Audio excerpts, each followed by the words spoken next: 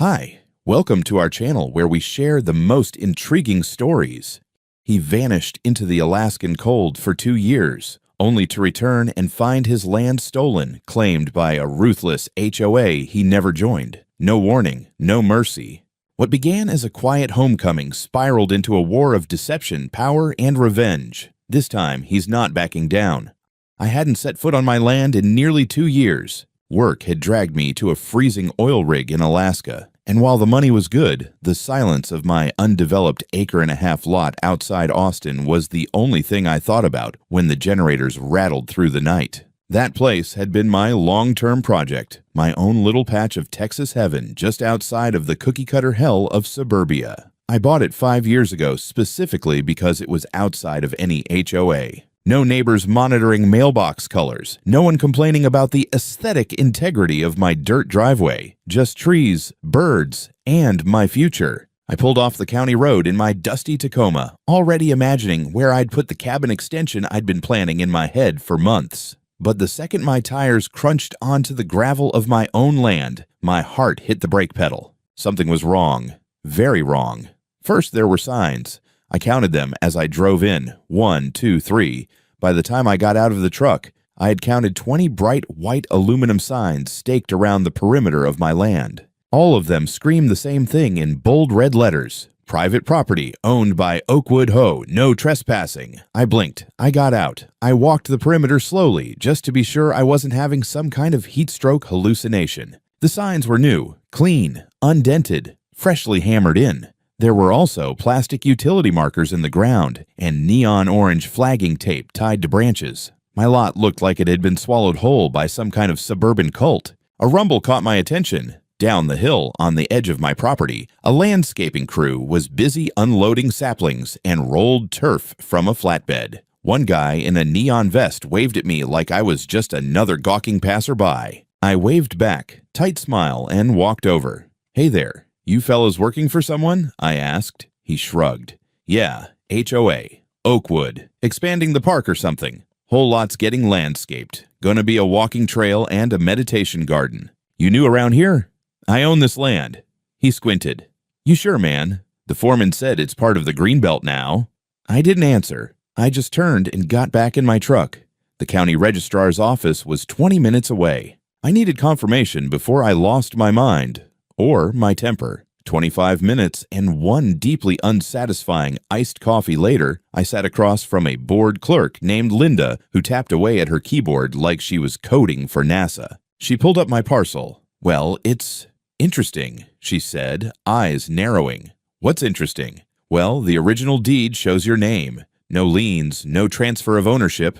But in the system, this lot is now tagged as Community Reserve Parcel, Oakwood HOA. My stomach sank.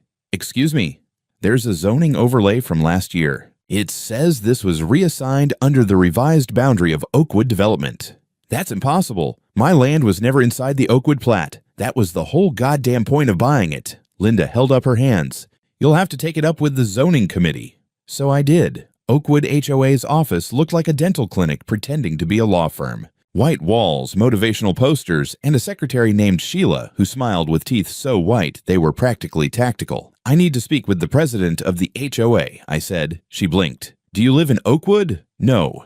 That's exactly the point. A moment later, I was sitting in a fake leather chair across from a woman who looked like she hadn't blinked since the Bush administration, Karen Melrose, president of Oakwood HOA. She had pearl earrings, a clipboard, and the cold confidence of someone used to running bake sales like military campaigns. "I'm Thomas Bates. I own lot, west of Oakwood," I said, placing my original deed on her desk. "It's not part of your HOA." Her lips twitched in a smile that was about as warm as a funeral invitation. "Mr. Bates, we've already addressed this with the county. That parcel was annexed into the Oakwood Reserve Area under our 2023 Community Beautification Act. You can't just annex someone's land without notice." "There was public posting," she said coolly, "and a digital notice through our HOA site. I'm not a member. I don't follow your HOA blog. No one contacted me. You're trespassing. You've posted false signs. You're illegally developing private land." "If you believe that," she said with a dry chuckle, "you're welcome to pursue legal remedies." I leaned forward. "I'm going to pursue something. All right. On the way out, I passed a man in khakis and a golf shirt with a clipboard under his arm. He was sketching a layout on a site plan. My site plan. And when he looked up, he gave me a smirk like he already knew how this would end. I got in my truck, took a breath, and stared at the chaos unraveling on what was supposed to be my sanctuary. They thought they could just take it. Quietly. Legally. Like I wouldn't notice. Like I didn't exist. But I do exist. And they were about to regret pretending otherwise. The next morning, I woke up pissed off and ready for war. My land had been staked, signed, and claimed like it was some damned colonial outpost. I spent the night going through every box of paperwork I had, every dusty folder I'd shoved in a plastic bin 5 years ago when I bought the property. I had the original deed, the boundary surveys, the transaction records, and a notarized statement from the seller confirming that the parcel was not, and never had been, part of any HOA jurisdiction. I scanned everything and emailed it to the zoning board, the county clerk, and, for good measure, the HOA's general contact email with the subject line, immediate cease and desist, property. Within 2 hours, I had exactly 0 responses, but I did get a voicemail. Hello, Mr. Bates. This is Karen Melrose with the Oakwood Homeowners Association. I'd like to clarify that any further aggressive behavior or threats toward our landscaping contractors will be taken seriously and reported to the authorities. Please consider this your formal warning. Have a blessed day. I played it back 3 times, each time getting angrier. Threats? I hadn't even raised my voice. Apparently just showing up and claiming your own land now counted as aggressive. I drove back out to the property. The signs were still there. The grass had been leveled into a smooth blanket of mulch, and saplings had been planted in symmetrical rows like they were designing a parking lot for druids. A couple of dudes were laying irrigation tubing. One of them saw me and nudged the other. I stepped out of the truck. Y'all might want to stop. That landscaping job you're doing is gonna be torn out by the end of the week. The shorter one looked at me with tired eyes. Buddy, we just get paid to plant things. Take it up with your HOA. It's not my HOA, I snapped. Well, it is now, apparently. I took out my phone and started filming. I made sure to get the sign, the landscaping crew, the newly planted trees, the marker flags, the fake boundary stone someone had started placing, and my own damn face explaining into the camera, this is a private lot. It's been stolen by the HOA. I'm documenting this for legal purposes. That evening, I uploaded the video to a fresh TikTok account and tagged it. Sir Land Theft, Hastur HOA Overreach, Texas Takeover. I didn't expect it to blow up. I expected maybe 20 views and a comment from my buddy who works construction in Idaho. Instead, by the next morning, the video had over 10,000 views and a few hundred comments, ranging from WTF, how is this legal, to classic HOA behavior. A retired county surveyor even messaged me, offering to look over the parcel maps if I sent him the coordinates. Encouraged, I contacted a lawyer, Sana Gibbs, a land rights attorney I found through a local legal aid board. I met her in a tiny office above a vape shop where she sipped green tea and scanned my documents like she was analyzing a crime scene. You've got a strong case, she said, but it's going to get messy. If this HOA actually filed to annex your land into their greenbelt zone, that's a zoning manipulation case. Probably involves someone in county planning. You prepared for a fight? I've been ready since the moment I saw those signs. Then let's start by putting them on notice. She drafted a formal cease and desist order and a preliminary complaint of unlawful trespass and property interference. We sent it to Oakwood HOA by certified mail, email, and, just for fun, I delivered a copy in person to Sheila the secretary, who read it with a look like I'd just handed her a live snake. I also got Sana's advice on documenting everything. I ordered 2 motion-activated trail cams and mounted them on trees facing the road and the newly planted park zone. Within 24 hours, I had footage of HOA-hired workers hammering more signs and a woman in yoga pants walking her. Golden doodle across my land like it was Central Park. Then came the surveillance crew. No joke. 2 days later, I caught a guy in a vest with HOA compliance stitched on the back taking photos of my truck as it sat parked by the lot. When I approached, he gave me a nervous nod and walked off toward the Oakwood sidewalk trail like he wasn't just spying on me. I followed, quietly. He met up with a second guy in a silver Hyundai parked behind a bush line. I got their license plate and sent the info to Sana. Within hours, she called me back. They're registered to a security firm that does HOA enforcement. Not exactly illegal, but definitely harassment. We'll include that. By the end of the week, it had escalated again. Someone printed out my TikTok and taped it to the local Starbucks bulletin board with the caption, "Beware this man, anti-community agitator." My favorite part, someone had drawn devil horns on my head in red Sharpie. A neighbor I didn't know, older guy named James, flagged me down one afternoon while I was parked at the lot. "You Tom?" he asked, eyes narrowing. "Yeah." "You're the guy fighting the HOA?"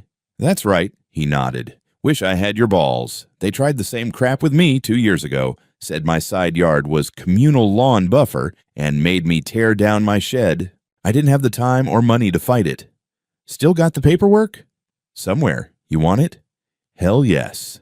And just like that, the narrative changed. I wasn't the crazy guy yelling about stolen land. I was the guy other people had been waiting for, someone not afraid to make noise. So I kept making noise. By the time the restraining order was granted, I was running on rage, caffeine, and the kind of adrenaline that makes you yell at your toaster for burning your English muffin. But I had momentum. With Sana's help, we filed a temporary restraining order against Oakwood HOA and their contractors, preventing them from stepping foot on my land or altering it further. It wasn't a victory, not yet, but it was a legal shot across the bow. A court date was scheduled in 2 weeks. The judge had reviewed the paperwork, the footage, and the preliminary zoning dispute and agreed there was sufficient evidence of potential property rights violation. I wanted to frame that phrase and hang it next to my front door. The morning after the TRO was served, I pulled up to my lot and found something I hadn't seen in days. Silence. No crews. No flags. The mulch was still there, and the saplings stood like smug little sentinels. But for once, no one was stomping around my land with a clipboard or a golden retriever. I stood there, arms crossed, when a sleek black Audi pulled up behind me. Out stepped Karen Melrose herself, wearing designer sunglasses and a power walk outfit that probably cost more than my truck's transmission. "Mr. Bates," she said, voice taut. "I hope you understand the damage you're causing this community." I smiled. "Good morning to you too. You filed a restraining order against a legally sanctioned landscaping initiative. We were within our rights. You're on private property you don't own." "That's a matter for the court," she snapped, then softened her voice in that way manipulative people do when they realize public opinion is turning. "Look, we're willing to be flexible. If you'd be open to a compromise, we could discuss reclassifying part of your land as dual use, perhaps allow the trail to run through just the south edge. It's a win-win. You'll be recognized as a community partner. There may even be a tax incentive." I stared at her like she'd just offered to adopt my truck and raise it as her own. "I've got a better idea," I said. "You take your trail and shove it where the mulch don't grow." She gave me a tight smile. "You'll regret this, Mr. Bates." I was already regretting buying land within walking distance of HOA-dominated territory, but I kept that part to myself. Back at Sana's office, we were knee-deep in evidence. She had compiled the security footage, the email correspondences, and even the public HOA minutes from the last 6 months, where, buried in bureaucratic lingo, we found the line that made her sit up in her chair. "Listen to this. Motion approved to incorporate peripheral buffer zones adjacent to undeveloped parcels for future beautification projects. Authorization to coordinate with county zoning office granted." "That's me," I said. "Yup," Sana replied. "And guess who submitted the motion?" "Let me guess. Karen Melrose, seconded by someone named Todd Granger. And guess what Todd Granger does? I'm going to go with developer? Bingo. Trilinear development. They're building Phase 3 of Oakwood Estates. And guess what land borders their proposed site expansion?" I didn't need to guess. We dug deeper. Sana had a paralegal request the zoning overlay changes from the county office. There, in pixelated PDF glory, was a revised zoning map dated 10 months ago. My lot, clearly labeled private parcel, had been redrawn as a green zone. The overlay claimed it was part of Oakwood Community Reserve Parkland. No hearing, no notice, no consent, just a line on a map and a signature from some clerk I'd never met. Sana slammed her laptop shut. "We need to escalate this." That night, I met up with the only ally I had in the area, James, the guy who'd had his shed demolished by HOA decree. We sat on lawn chairs at the edge of my lot, beer bottles sweating in the early evening heat. They tried this crap with at least 3 other lots around here, he said. Usually ones owned by out-of-state landlords, folks who don't check in much. And they just take 'em? Not technically. They just treat the land like it's part of the community until it becomes fact. Signs, landscaping, public paths, and eventually someone files for abandonment and public interest designation. Jesus. Yeah, and they get away with it because most people don't want to deal with lawyers. I looked out at the edge of my land, where one of the newer oak saplings stood next to a yoga mat someone had apparently left behind. A sign nearby read, Future Reflection Zone HOA Initiative. I'm dealing with it, I said. We clinked bottles. 2 days later, Karen tried one more power move. I got a visit from a police officer, Officer Ferguson. Nice guy. Young, a little unsure of why he was even there. Mr. Bates, he said, we got a call about a property dispute. Let me guess, trespassing? Something like that. Joe A. claims you damaged community signage and threatened workers. Signage on my land. I saw the restraining order, he said quickly, and I'm not here to arrest you, just to document. Honestly, this smells like a civil issue, not criminal. But hey, between us, you might want to start locking your gates. I don't have any gates. He grinned. Then maybe get some. Before he left, he leaned in and said, a lot of people around here hate that HOA. You're not as alone as you think. Maybe not, but it sure still felt like it. A week before the hearing, I came back to the lot to find that someone had ripped out one of the trail cams. Not just disabled, ripped out.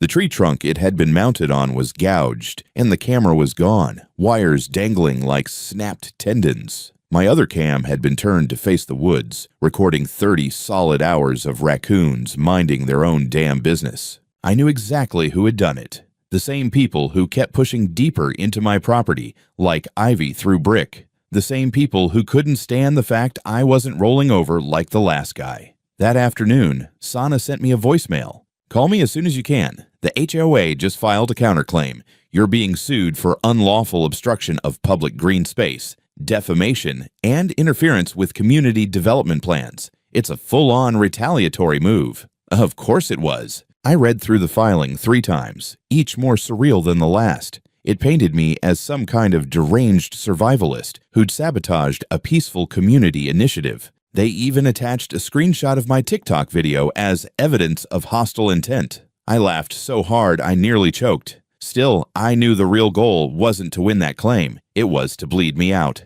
Time, money, sanity. I wasn't rich, and legal fees add up fast, especially when you're fending off a well-funded HOA with a developer's checkbook in their back pocket. Sana wasn't rattled. She was already filing a motion to dismiss their counterclaim and prepping discovery demands, but I could see it on her face. This thing was getting bigger, dirtier, the kind of case that makes reputations or buries them.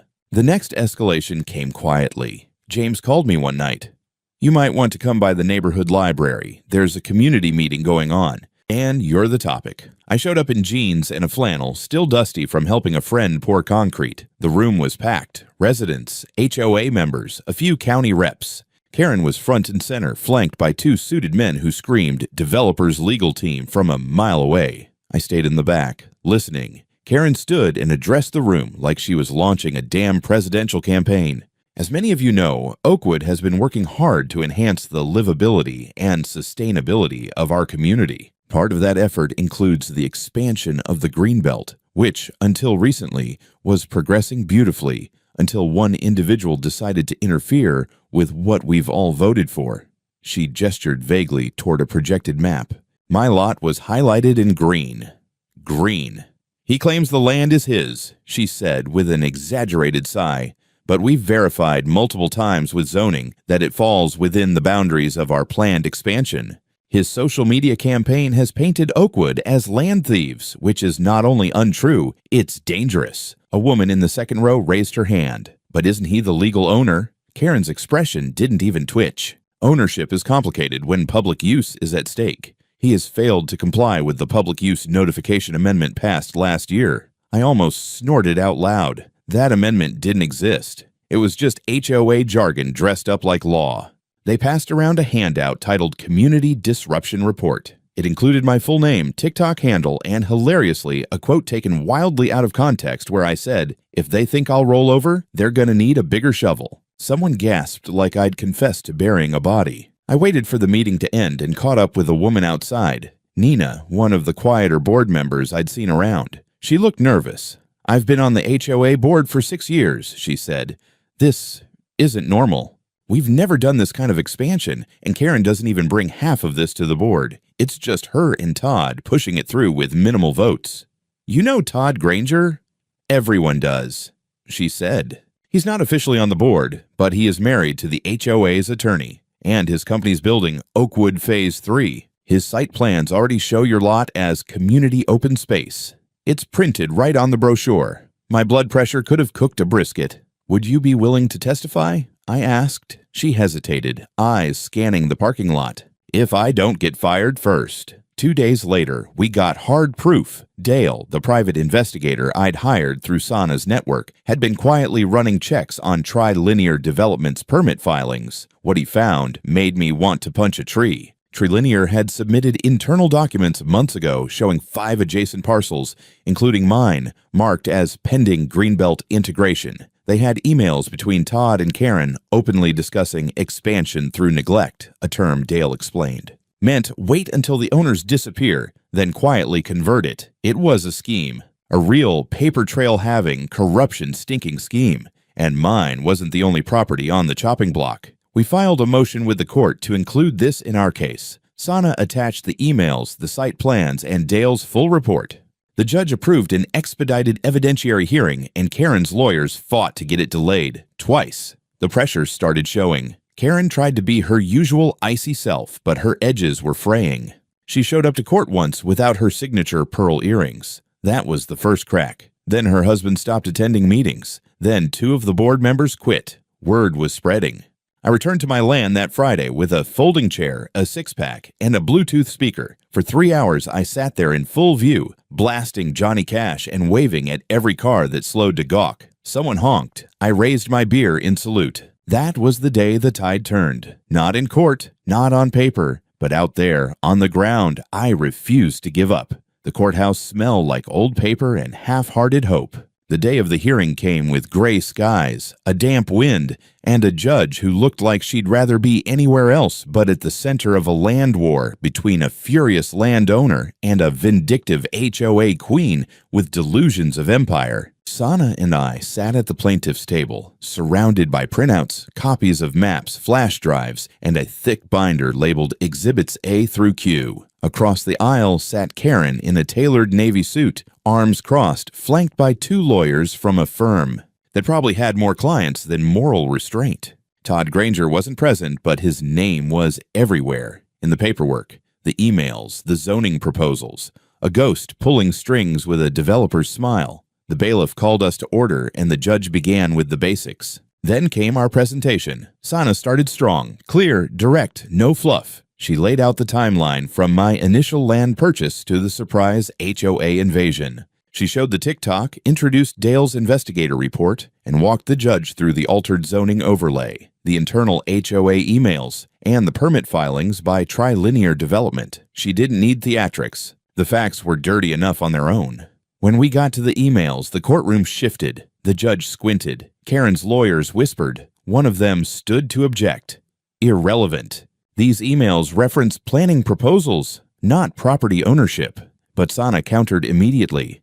Your Honor, these demonstrate intent, an orchestrated plan to quietly claim parcels through zoning manipulation and community pressure. That's not just relevant, it's central. Objection overruled. Then came the witness testimony. James went first. He told the court how his own shed was demolished after a sudden declaration that his side yard was community buffer zone. He described being isolated, pressured, and eventually giving up. You could hear the bitterness in his voice. Years later, it still burned. Then came Nina. Her voice was soft, but her words cut like razors. She told the court how HOA board votes were being falsified or skipped, how Karen made executive decisions behind closed doors, and how Trilinear had used HOA authority to file boundary revisions with no public notification. The best moment? Nina pulled out an HOA planning brochure for Oakwood Phase 3 printed by Trilinear, a glossy booklet showing happy families, dog parks, and community gardens. Right on the map, clear as day, was my lot. Labeled Oakwood Serenity Path Extension, Sana held it up. Your Honor, this is dated 4 months before Mr. Bates even received notice of any zoning change. Karen's attorney tried to spin it. Promotional materials aren't binding legal documents. But the judge didn't look convinced. Then came the real bomb. Dale took the stand and described his investigation, ending with a financial trail that showed a payment from Trilinear's development account to a company called Park Pros Management, LLC, a shell firm tied to the husband of the county zoning supervisor, who signed off on the boundary adjustment. The courtroom got real quiet after that. Karen looked like she wanted to melt through the floor. Her shoulders stiffened, and she scribbled something on a legal pad so hard I thought she might snap the pen. Her attorneys requested a recess. The judge leaned back. We'll break for 1 hour. Upon return, the court will hear the defense. But I'm going to be very clear. This evidence raises serious concerns, and I expect full transparency. Outside, Sana lit a cigarette and didn't offer me one. I don't smoke, but I considered starting just for the moment. They're going to try to settle, she said. They should try apologizing. They don't do that, she replied. Sure enough, after the break, Karen's lawyers requested a sidebar. Sana returned from the bench, shaking her head. They're offering to retract the zoning claim, remove all installations from your property, and issue a formal letter stating it was all a clerical error. In exchange, you drop the suit and walk away. I laughed. What do you think? I think we bury them. So we did. The judge resumed the hearing, and Karen's side presented their defense, which boiled down to bureaucratic confusion and noble intentions. They claimed the land was underutilized, that community needs evolved, and that no harm was intended. Their tone shifted from aggressive to apologetic, which only made them look worse. Sana eviscerated their witnesses on cross. At one point, Karen herself took the stand. She tried to maintain composure, but under Sana's questioning, she cracked just a little. So you're saying you had no knowledge of the Trilinear site plans showing Mr. Bates's parcel as part of your expansion? I don't recall seeing that version, she muttered. Sana slid the glossy brochure toward her. This one? Karen didn't answer. The judge finally spoke.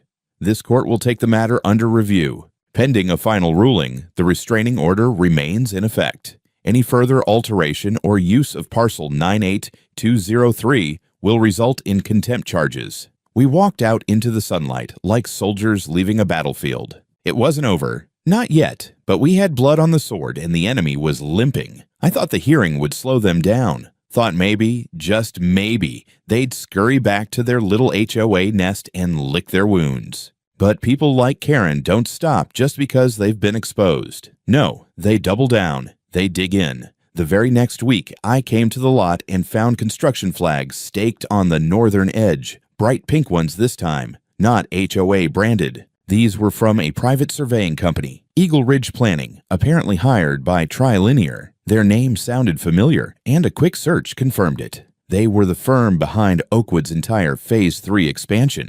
I snapped photos and called Sana. She groaned so loud I could hear it through the speaker. They're trying to resurvey around the restraining order, probably claiming the flagged area isn't technically within the disputed parcel. This is a jurisdictional end run. This isn't just annoying anymore, I said. It's war. She agreed. That afternoon, she filed a motion for contempt of court against both the HOA and Trilinear. Then she did something I didn't expect. I'm adding the zoning supervisor to the case, she said. We need to make some people sweat. You don't start a fire by striking one match. You light the whole box. A few days later, a local news crew showed up at my lot. Apparently, someone had tipped off a reporter about the zoning irregularities and the court battle. I gave them an interview, standing next to the bright pink flags and the still-standing property of HOA signs that no one had bothered to remove. I kept it clean, calm, measured. I'm just a property owner trying to protect what's mine. This isn't about being anti-community. It's about due process. You can't just redraw lines on a map and take what doesn't belong to you. The segment aired that weekend, and something incredible happened. People started showing up. First, it was a guy named Marcus, an ex-military contractor turned woodworker who said his own HOA fined him $1,200 for painting his shed the wrong shade of tan. Then a woman named Val who'd been sued by her HOA over a tomato garden. They didn't just come to talk. They brought signs. Private property means private. No more silent seizures. Hands off our land. By Sunday, there were over 30 people holding a peaceful protest on the edge of my property. I bought donuts. Someone brought a Bluetooth speaker and played Johnny Cash again. I think that became our unofficial anthem. Karen naturally showed up. She parked across the street, stepped out in full HOA armor, pressed khakis, pastel blouse, clipboard, and tried to talk to one of the reporters who had returned to cover the protest. I watched her point toward me and say something animated. That's when Dale approached her. He handed her an envelope. She looked down, confused, then furious. I'd forgotten to mention, we'd just subpoenaed her financial records. Inside that envelope was a formal request for all communication and payment logs between her and Trilinear over the last 2 years. Signed by the judge, filed that morning. Karen got in her car and drove off without another word. The next morning, the county zoning office released a public statement. It was short, sterile, but it admitted to procedural inconsistencies in several zoning overlay approvals and that an internal audit was being launched. They didn't name names, but we knew what it meant. Sana and I were in her office when the email came in, a request for mediation from Trilinear's legal team. They want out, she said. Karen's toxic now. The county's running scared. Developers don't like risk. I don't want mediation, I said. I want resolution. You might get both.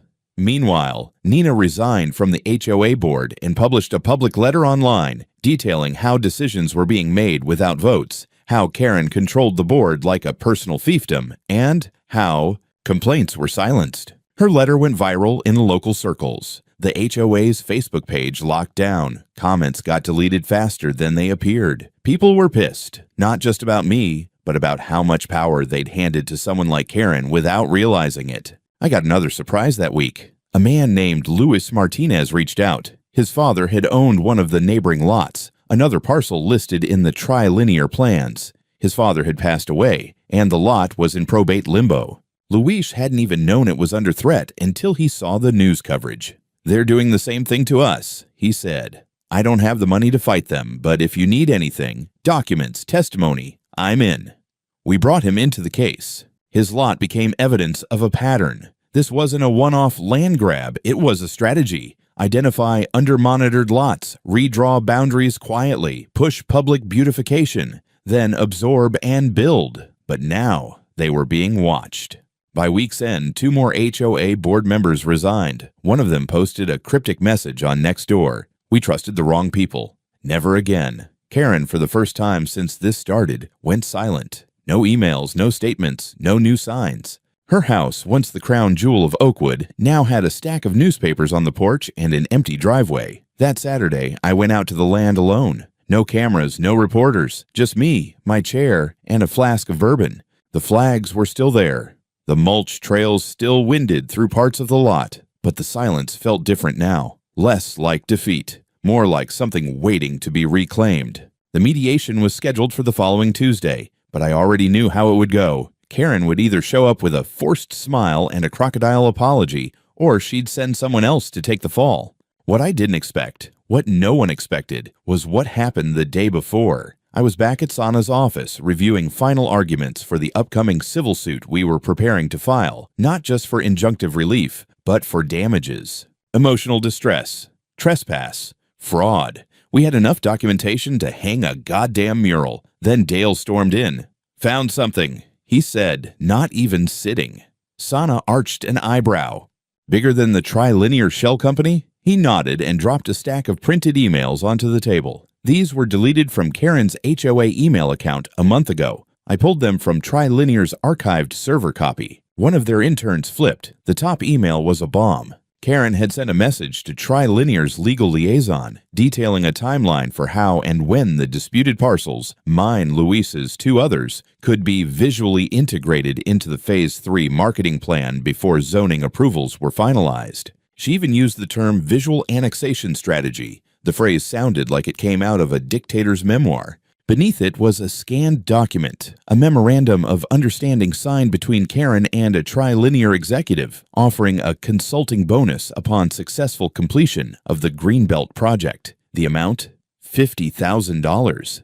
Sana went pale. "This is direct evidence of bribery and collusion." Dale grinned. "I know. That's why I also sent it to the county attorney. And the IRS. My jaw dropped. "You did what?" "Sometimes justice needs a push," he said. That afternoon, Karen was served. Again. This time, not by us. By the County Fraud Investigation Unit, acting on evidence of public corruption, document tampering, and conspiracy to commit real estate fraud. The mediation, canceled. Karen, now the target of a criminal probe. Trilinear issued a public statement within 12 hours, claiming they had no knowledge of the alleged misconduct and were cooperating fully with investigators. They pulled all marketing materials for Oakwood Phase 3, froze the project, and erased every trace of Karen from their public pages. It was over, but not in the way I expected. Instead of a courtroom showdown, it was like watching a dam break. Residents flooded the HOA email and board pages demanding a full audit. Nina, who'd quietly returned to serve as interim president, announced an emergency vote to dissolve the HOA's current leadership and restructure the board. She also proposed bylaw reforms that would limit the HOA's jurisdiction strictly to member properties, not bordering parcels, not buffer zones, not mystical expansions by osmosis. The local paper ran a headline that made me laugh out loud in my kitchen.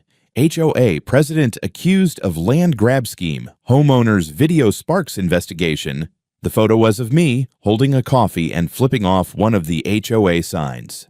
It was glorious. Then came the real prize, the final ruling on our original case. Sana and I returned to court with a thick new folder of evidence. The judge took one look at the bribery documents and leaned back in her chair like she needed a stiff drink. "This matter has gone beyond a civil boundary dispute," she said.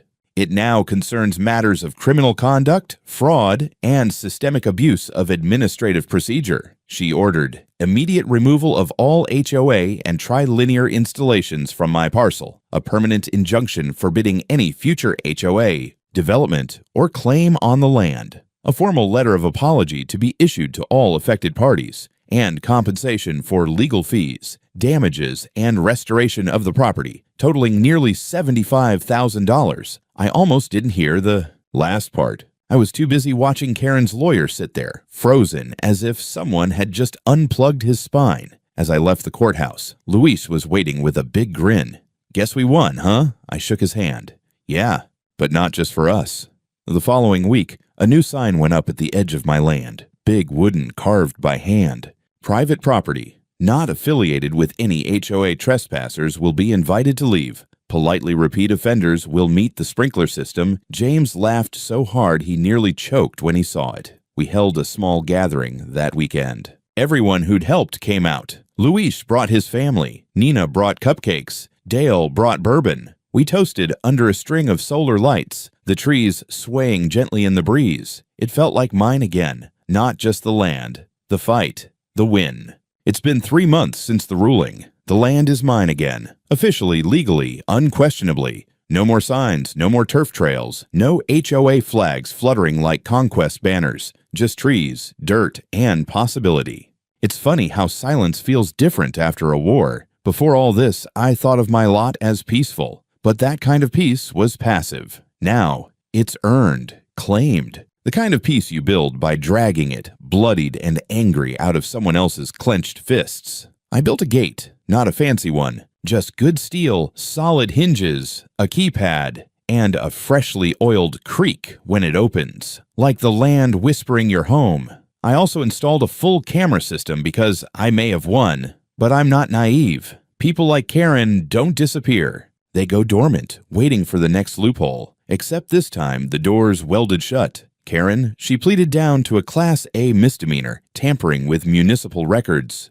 The bribery charges were dismissed after Trilinear threw her under the bus so hard it left tire marks on her LinkedIn. She lost her position, her reputation, and, last I heard, was selling real estate in the next county over. I guess people with power don't go extinct. They just migrate. The HOA still exists technically, but after the emergency vote, it became something else. Nina led the charge to rebuild it from scratch. More transparency, tighter controls, zero authority over anything beyond the literal square footage of member homes. She even added a bylaw: no future annexation without 100% owner consent. Imagine that. Consent. Revolutionary. Luis got full control of his dad's parcel. We helped him secure it legally, got it cleaned up, and now he's building a tiny house on it. Says it's for his mom when she retires. I told him he better install a sprinkler system, just in case Karen ever comes sniffing. James rebuilt his shed. Twice the size. Painted it electric blue out of spite. The HOA tried to strongly discourage the color. He framed the email and mounted it on the inside wall like a trophy. As for me, I started building again. Finally. No more fighting. No more paperwork. Just sweat, tools, and open sky. I laid the foundation for a modest cabin. 1 room, big porch, solar panels. Nothing fancy, but mine.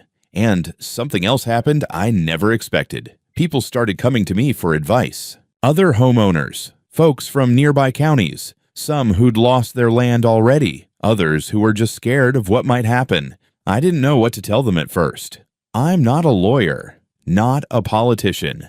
I'm just a guy who got pissed off enough to fight back. But then I realized that was enough. So now I write blog posts, Q&A forums. Sana and I even started a workshop series with the local legal aid center, Know Your Property Rights. It's been packed every session. People are waking up to just how far these little organizations will go when left unchecked. I think that's what stuck with me the most. Not that they tried to take what was mine, but that they genuinely believed they had the right to do it, that they could call it beautification and community development, and no one would question it. Well, we did. And we won.